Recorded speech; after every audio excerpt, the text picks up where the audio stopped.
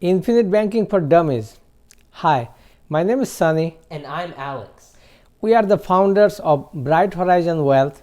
Don't forget to leave a like on our video and subscribe to our YouTube channel to get a video every Tuesday and Thursday. We get this question every now and then. What is infinite banking anyways? If you ask Google, what is infinite banking, you'll find this answer. Infinite banking is the process by which an individual becomes his or her own banker. Infinite banking is a concept created by American Nelson Nash. In his book, Becoming Your Own Banker, Nash talks about the use of whole life insurance policies that distribute dividends. The secret of infinite banking can be summed up in two simple words: recapture and reinvest. Recapture by getting back all the money that is currently leaving your portfolio and reinvest it in an insured and guaranteed vehicle. In layman's terms, instead of putting your money in a bank, you save them inside a whole life insurance policy, which is designed with an emphasis on cash value.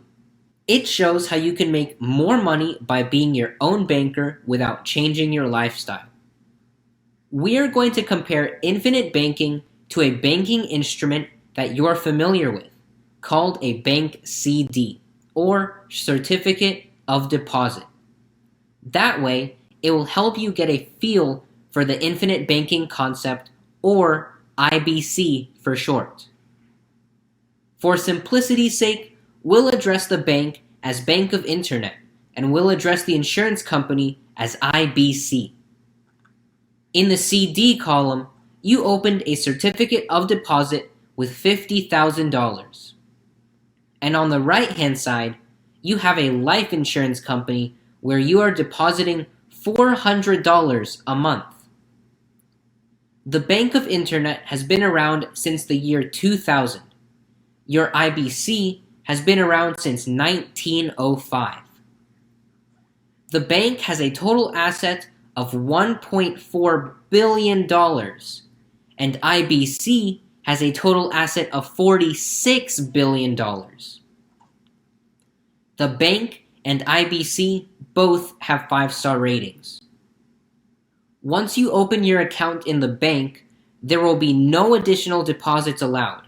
In other words, you can only dump a big lump sum amount there. But with your family bank, IBC, you can save $400 monthly or put a lump sum. It's your choice. From the bank CD, if you take out an early withdrawal, you'll get a penalty.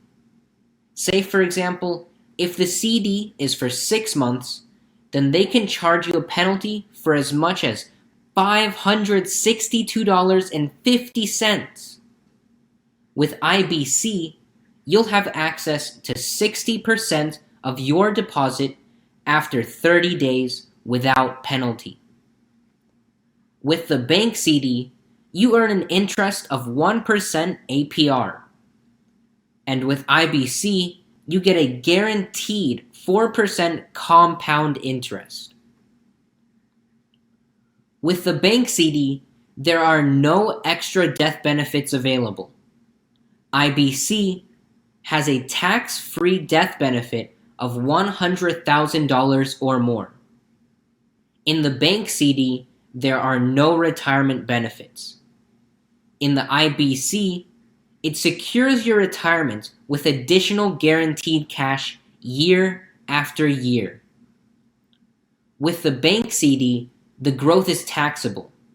You'll get a 1099 at the end of the year. But with IBC, the growth in the cash value is tax deferred. The bank CD has only one investment element. IBC has all three of them: savings, insurance, and investment. So now I think you have a rough idea of what infinite banking is. In its simplest form, instead of getting a CD from the bank, you buy a whole life insurance policy and deposit your money there. using it as your own family bank.